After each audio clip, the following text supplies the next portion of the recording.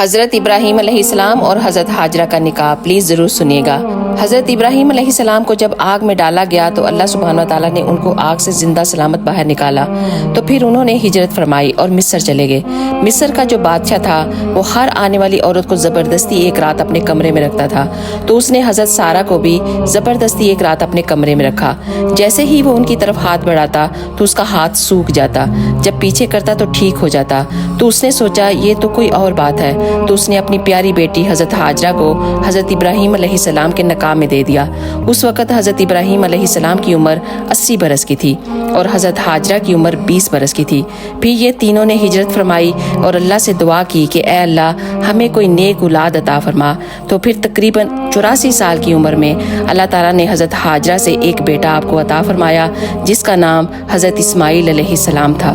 سبحان اللہ۔ اگر ویڈیو اچھی لگی ہے تو پلیز ضرور شیئر کیجیے گا۔